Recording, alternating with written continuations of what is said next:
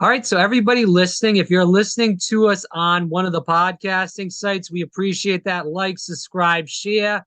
We have been getting this out to a lot of radio stations now around the country, Florida, California, Ohio, New York. We're grateful to those stations, and we appreciate that. If you are listening, wherever you are, tell your friends, your family members you're listening, the station, so we can get this information out to as many people as possible. We greatly appreciate that.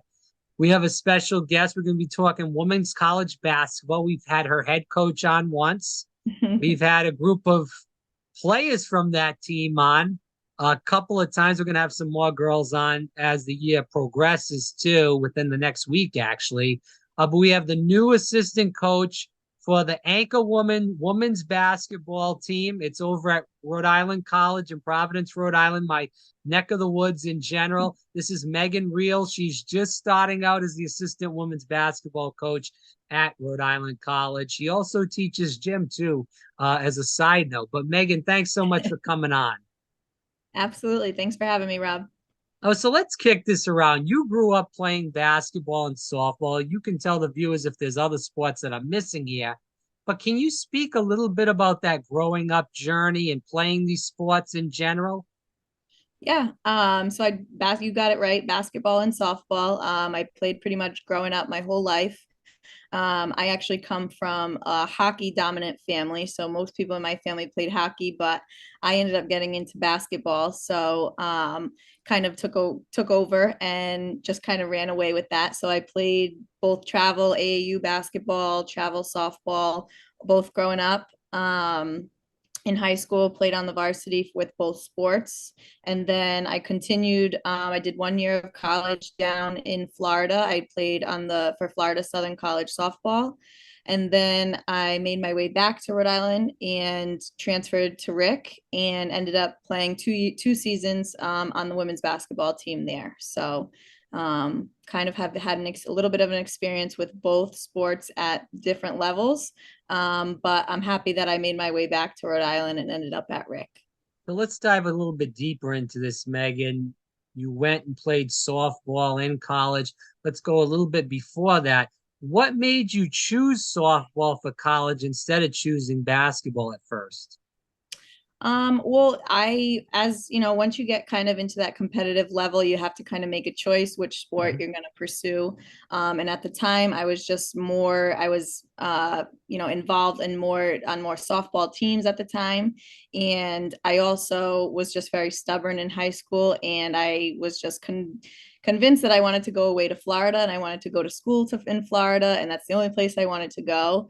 And so I got in contact with the coach down there and just ended up kind of pursuing that path. And after my first year, I went down undecided and I realized that I wanted to be a teacher. And so it just didn't really make too much sense to stay down in Florida. And also, I was missing my family. A lot of my family is from Rhode Island and close by. So a little bit of homesick combined with, financially making a smart decision, I decided to come back.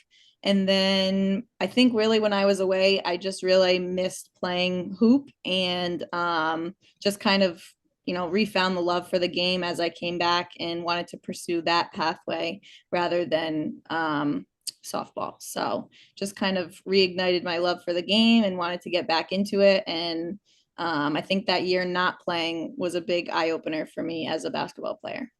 Yeah. All right, so just going a little deeper. So obviously, as you stated for the audience, you went down there, came back.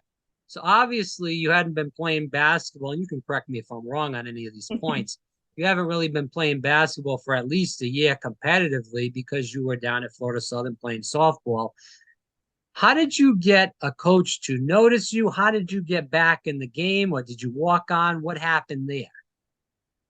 Well, so I once I decided that I wanted to come back and that I did, want to pursue trying to come onto the basketball team and join the women's program. I, started training. I was working out at a gym close by, just trying to prepare to be ready for, physically. to get ready for that. But also I just reached out to, at the time, it was Kara Williamson, who was the coach at RIC at the time. And just through conversations and her talking with some of my old coaches, networking, things like that, we kind of made a connection. And, she offered me the availability to try out for the team once we got back in September, fall, once everybody came back to school. So just, putting my head down, working, making sure that physically I was ready to go, and, playing again, joining a summer league over the summer. Just getting the ball back in my hand. When I was down in Florida, I, ironically hung out with a lot of the basketball team that was down there. So, we would play a little here and there, nothing obviously competitive, but, I was still involved in the game, still active and, around it. So just trying to, be ready for whatever it came when I was, come tryouts when it was back at RIC in the fall. I want to go a little bit deeper. And then for people that are just tuning in, again, this is Meghan Reall. She is the assistant women's basketball coach at RIC. It's Rhode Island College, for people that are listening out of Rhode Island. We talk about basketball and you going back to RIC, obviously from Florida to RIC. When you started playing again, can you tell a little bit about, to the audience, I guess, tell the audience a little bit about your production, how the team was, go a little bit in depth on that. Yeah. So when I joined the team, like I had said, originally I had reached out to Kara Williamson, who was the coach at the time. She had a lot of success at RIC. And so after I had reached out to her and before the school year had started, she ended up taking another coaching position at a higher level. So I was coming in with the group that was there. We were coming into a new coach, and, just getting back into the swing. So having a new coach, new team, new players, freshmen, recruits, all that thing. It's not an easy challenge. So we definitely faced some adversity those first couple seasons that I played. And I think anytime a new coach takes over a program, there's always its own challenges, both for the coaching staff as well as the players themselves. It's always an adjustment. So it definitely was challenging, but, we had a lot of fun. We tried to improve. We tried to make the best out of, trying to, reach our goals for the season. And things like that. So there was definitely some adversity and things like that. But we also, tried to have a lot of fun as a team, as players, being connected. That's a big part of it too, is just the relationship that you have with your teammates. So overall, a very positive experience. You started out at Smithfield High School, your alma mater. Was there for a little while. And then you jumped to Johnston, where you were running everything and and kicking ass and taking no prisoners. We can say that on the air now. Yes. So, talk a little bit about your coaching journey, starting out at Smithfield, then moving up to Johnston, being the head coach and the big kahuna in Johnston. Yeah. So it's actually funny. So after after I graduated from Smithfield High School, our basketball team always plays in a summer league. It's actually the Johnston Summer League. And so I had just graduated and our coaches were looking for somebody to coach. So they asked me if I would be interested in doing it. And at that time, I had just played with the girls who I was going to be then coaching. So that was really my first experience, getting my feet wet in the coaching realm. How was that? Just to interrupt, and sorry to do that, but how was that coaching girls you had just been playing with? Because now you're the authority figure when you were probably their friend, obviously, before. I mean, honestly, at the time, it didn't feel it didn't feel odd or weird to me at all. It actually wasn't until someone kind of pointed it out to me years later that, how that dynamic could have been weird. Not weird, but just, different, challenging. But I've always been a vocal person on the floor when I played. I was always, tried to lead, all throughout one of my high school career at Smithfield. So I think that the relationship that I had with my teammates at the time, it was a great relationship. And I think there was a mutual respect that just allowed it to be a fun experience for me, first experience coaching, and really just kind of dive into the coaching realm at all. So that was like my first true experience, coaching. It was just summer league, but still, coaching in kind of an interesting situation, like you said. And then from there, after I had finished at RIC, I stayed very close with one of my high school coaches.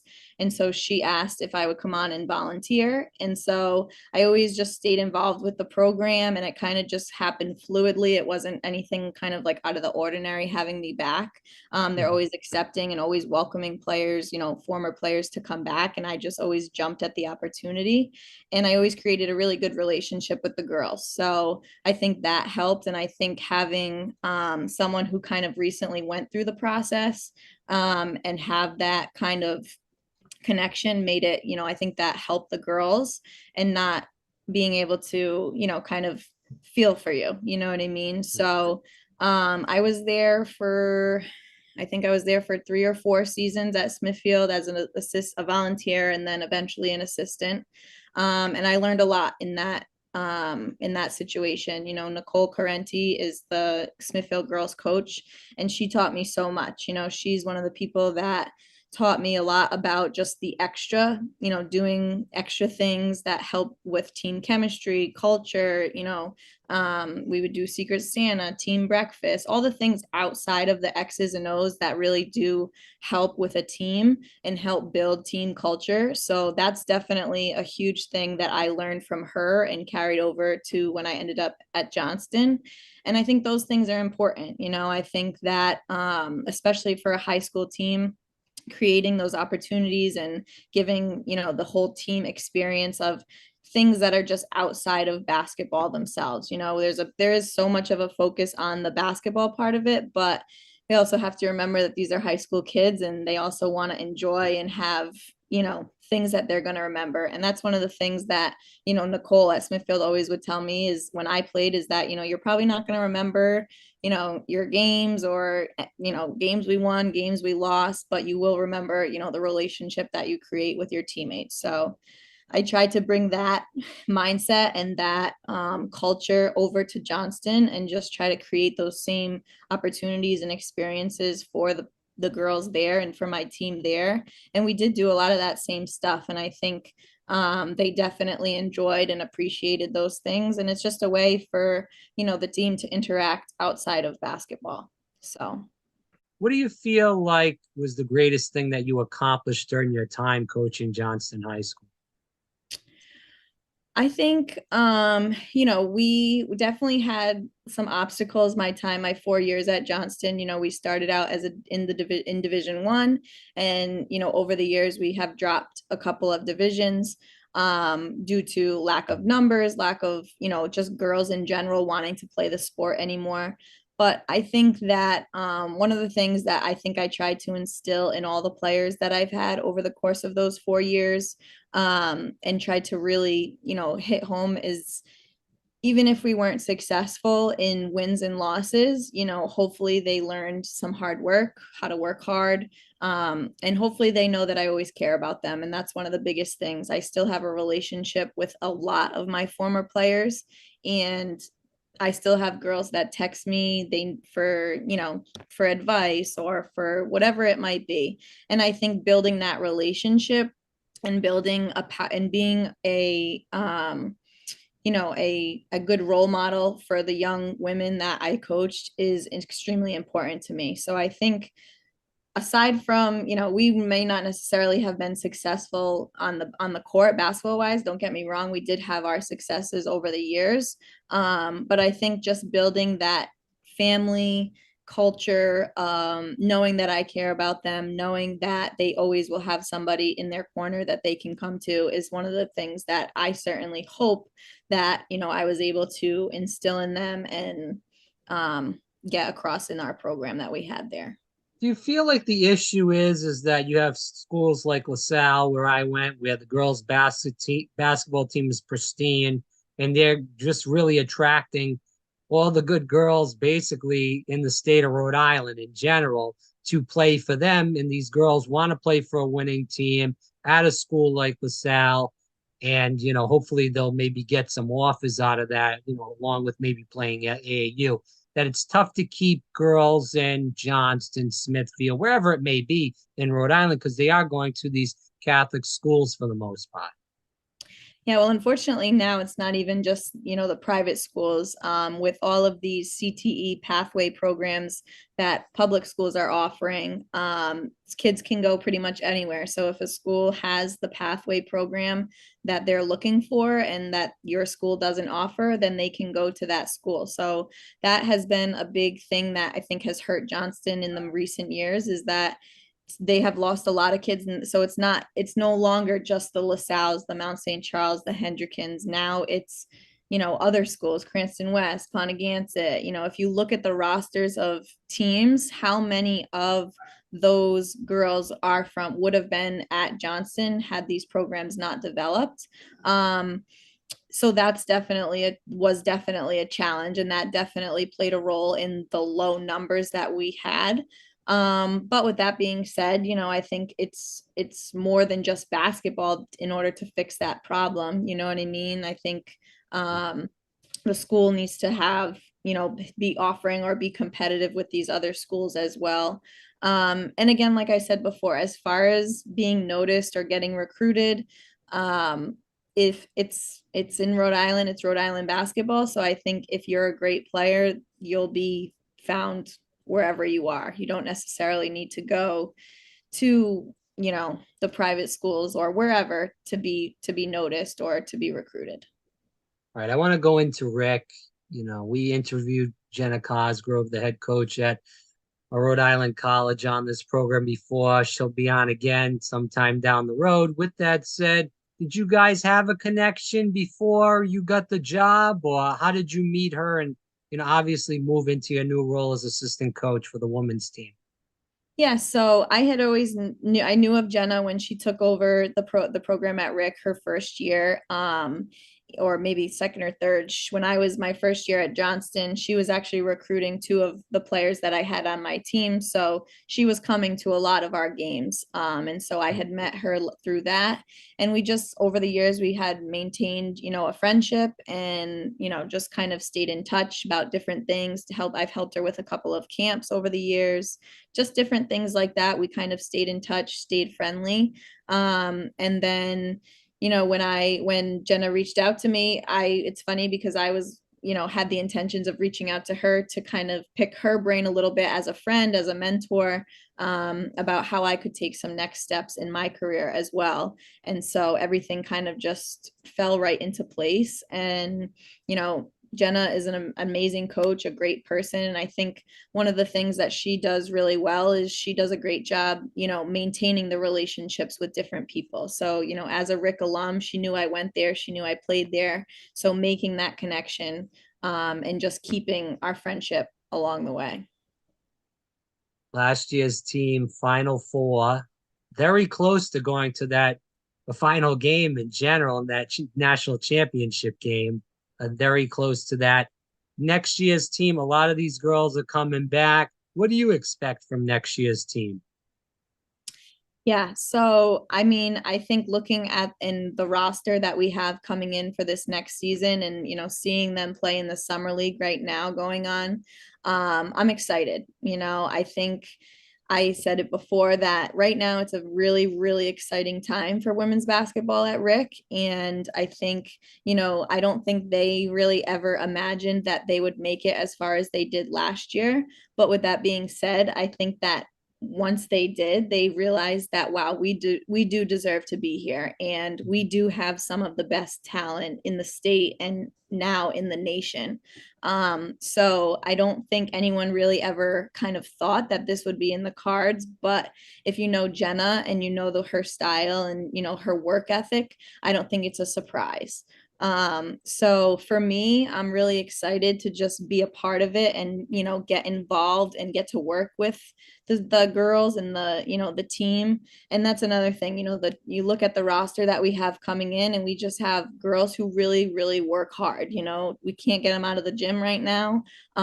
They're hungry. They had a taste of it last year. And I think the overall, sense that I get from the team is that everybody has the same goal in mind, and I think it's just taking things one step at a time, not looking too far ahead, but also just maybe having a little bit more confidence in themselves as players, that me as a coach, last year looking from the outside looking in, seeing how much talent they had, and Jenna and Derek and Claudia knowing all the talent that they had, but now them feeling it and believing it themselves as well. So Megan, what do you hope to bring to this team as a new assistant coach, but also a mentor to these young girls that not only are they trying to find their way in basketball, but they're trying to find their way throughout life also? yeah, absolutely. Being a college student athlete at a successful program like RIC, I think there's a ton that goes into it, and a ton that is expected of the girls, of the student athletes. And I think that that's something that sometimes can be overlooked. And I think that, or maybe taken for granted, that we just expect these kids to be able to handle everything, and forgetting that sometimes that's not always the case. So I think, like I said, Jenna, Claudia, and Derek, I know that they do a great job trying to really take care of the whole as a student athlete, making sure that they're checking in on, just whatever it is, being someone that the girls can go to, or the women that can go to, that they need throughout the season and throughout, the entire year. But, I really just hope to bring a sense of hard work ethic, being dedicated, showing the girls that, I'm willing to do whatever it takes. If they need somebody to rebound for them, get extra shots up, be in the gym, I can just be that person for them. And also just being, someone they can go to outside of basketball. Whatever it is, if they need somebody for anything, a text here and there, checking in on them. I know mental health is a huge focus right now. And I think that it's really, really important that are making sure that, our student athletes are, in a good place mentally, and not just on the floor. But again, I just really hope to show the girls that I'm ready to work, I'm ready to learn myself, but I'm also, ready to hold them to a standard that, I think Jenna and Derek and Claudia have set. And I'm ready to step up and just, do whatever they need, and what coach needs as assistant, to try to get us, to that end goal and to that next level. I asked Coach Jenna this too, and I've asked a lot of people we've had on, pro soccer players, even some college basketball players in the past about this. I was in college. I'm 33. Not that long ago. When I was there, we would go to, I played soccer. We'd go to the women's soccer games. A lot of the girls I dated in the past were on those teams, friends with those girls. You go out and support them. I knew a lot of guys that would go to the games and they just say, we're here because the girls are hot. So, and that goes with any sport with females. I used to announce the softball games when obviously soccer season wasn't going on. Friends with a lot of those girls. Some of the guys would say the same things there. So my question to you is that a good thing or a bad thing that guys are going to the games? They're maybe not so much paying attention to the game, but they're still there. There's still people in the stands. Listen, when I played sports, if I saw a lot of people in the stands, I don't give a damn if they were there to say that they thought I was hot, not, or anything in between. I was just happy the place was packed to the gills. Yeah, Yeah, go ahead. I think that I guess like you said, It might maybe sound kind of sexist, but between us, it's well, I factually think, correct what's getting going on. maybe whatever it is to get, I guess, in the door, but maybe while they're there, they'll actually take a second from whatever they are thinking about and actually watch what's happening, and actually recognize what great talent and Yeah. what great things are happening in women's sports. I mean, I know if you come to any of the RIC women's games, you see really, really good, talented players playing. And maybe the next time that they come to a game, it will be to see the talent and watch the game instead of the other way. I Listen, think. I told Coach Jenna, I said the NBA now, and you can see in the back of my room, I have Orlando Magic paraphernalia. I was a huge T-Mac guy growing up. That's my guy. The NBA has really taken a dive for the worst. I'll watch it once in a while. I'm not as big as a fan anymore because it's traveling, flopping, no defense, except maybe in the playoffs. And it's just not fun to watch. Listen, I watched the women's college basketball Final Four, the Sweet 16 this year. I've never done that before. It was great basketball. And Yeah. again, I'm not watching to see who's hot and who's not. I am a guy. If a girl does look good, I'm gonna be honest with you and say that the girl looks good and not lie and fabricate it. But but I Yeah. am watching to watch some good defense, some good basketball, and some, hustle and stuff. And that's, we talked about this with Coach Jenna that her team goes out there and plays hard. Good defense. It's not, a 3-point shot every 10 seconds. And no one Yep. wants to watch that bad, terrible basketball. That's men's. Yep. But the women's basketball, if they're going to play better and play hard defense, rebound, play physical, then I prefer to watch that than crappy men's basketball. That's a joke. Sorry. Absolutely. Absolutely. And I agree. I think that, if you did watch the college, the Final Four, the championship, if you watch the WNBA, whatever, Yeah. whatever level you're watching, there's great talent. And there, like you said, there's girls, there's women that play hard and that are extremely talented that just don't get the recognition that are now starting to. But I think that's the great thing about women's sports is that despite the lack of recognition, this has been happening for a long time and they're playing hard regardless and playing, the game the way that, most people enjoy watching it be played. So I think that's important. Even just to, put the exclamation point on this with softball, when I used to announce the games, I was friends with almost every girl on the team. And with that, the games are very entertaining. I know the field is smaller. Regardless of that, there's hooting and hollering, yelling and screaming. You won't fall asleep. We're in a baseball game. I'll tell you, there's games I've been to where, boy, you are almost starting to see the drool come down my face. And I'll tell you, Well, I do not want to watch it, but go ahead.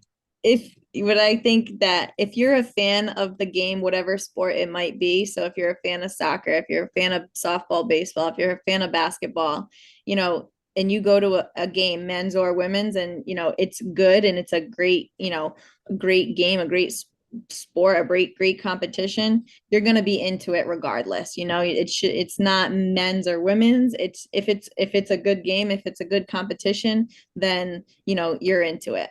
So if We you're a do. fan of if you're a fan of the sport or you're a fan of whatever game it is you're watching, you'll appreciate when you see a good competition between teams. I don't want to get you in trouble, but I'll just end on this for sure, 100% this time. That we do see in colleges, the athletic departments do favor, for the most part, the men's sports over the women's sports. Doesn't matter what school. I've been to a lot of these schools, done internships, worked there physically, and Division 1, Division 2 is mostly where I've been at. Football, men's basketball, and baseball get a lot of that funding, a lot of the scholarships, whereas the women's teams, even if they're winning championships or not, they're lucky to get half of what these other teams are getting. And these other teams, blatantly, I hate to use this terminology, they can suck and they're still getting the funding. So it is Yeah, truly sad. It's something we need to work on in society as making a more even playing field. I hope we get there one day, but absolutely. time will tell as far as that goes.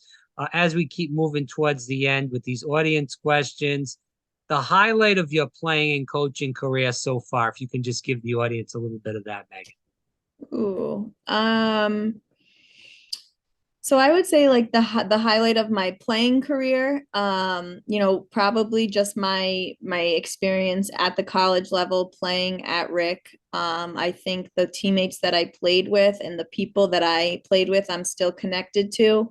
We had successes on the court. I wasn't 1,000 point scorer. I wasn't, I didn't really have any accolades in that sense, but I think just the camaraderie, the team culture, the fun that we had while we were involved in playing. I think that was a huge part of what made me, miss playing basketball and want to get back into it, and also made my experience at RIC so enjoyable was just the people that I played with, playing a sport that we all love, making it, the best out of whatever situation we could.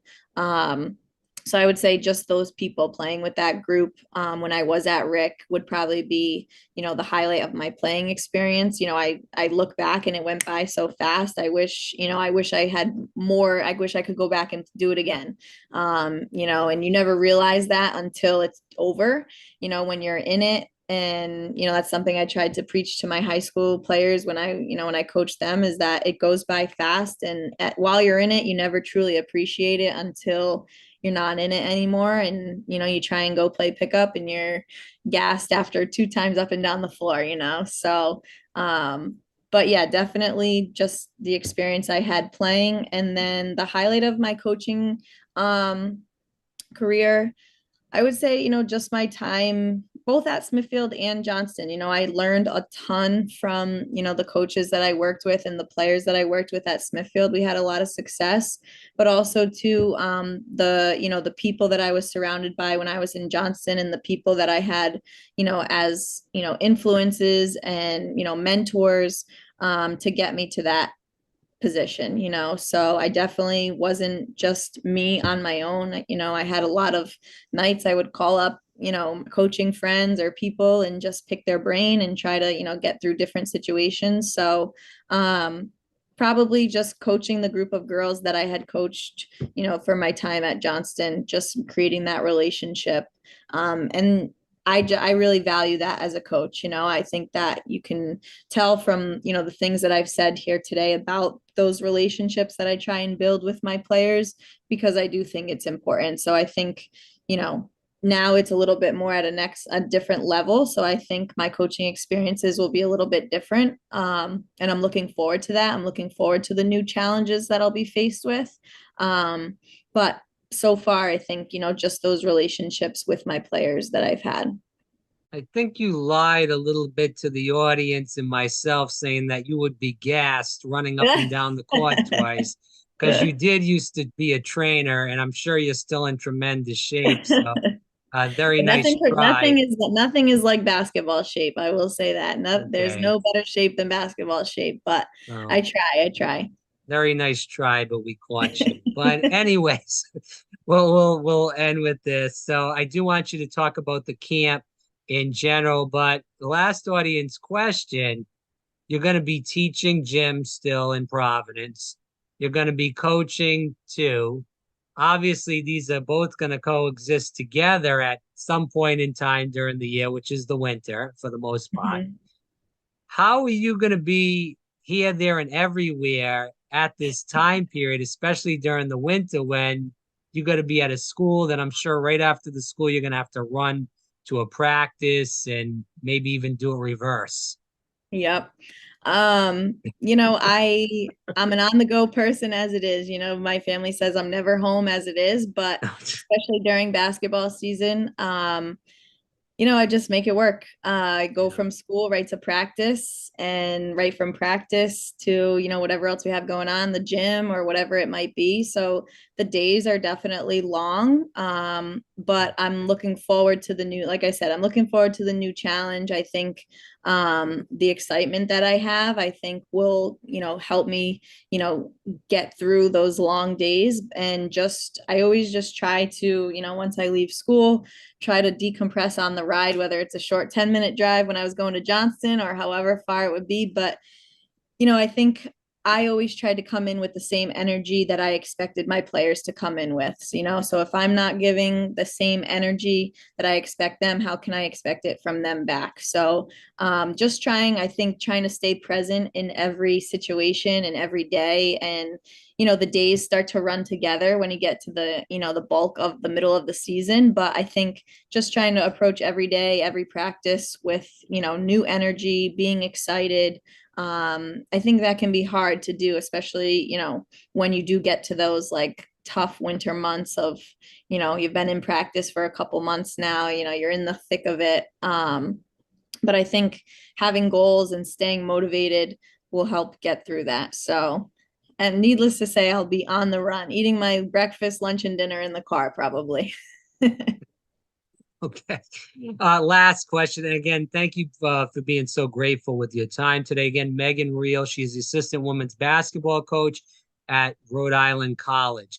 With this last question, you do have a camp coming up within the next week. It's for a few days with Coach Cosgrove. It's going to be in Johnston, Rhode Island. We do have some people that do listen in Rhode Island in general. If you are listening around the country, obviously you're probably not going to be involved with this because this is more for kids.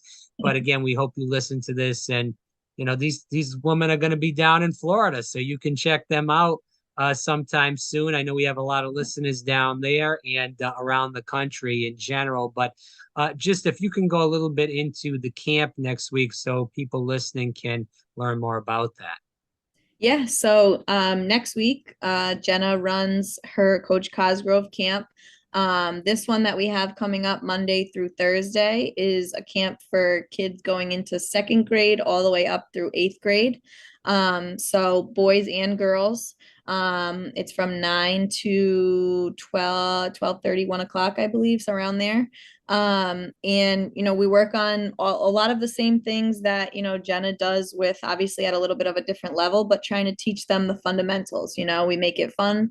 We incorporate gameplay, we incorporate different kinds of skills games, but also learning the fundamentals, learning the basics of the game as well, in a fun, relaxed environment.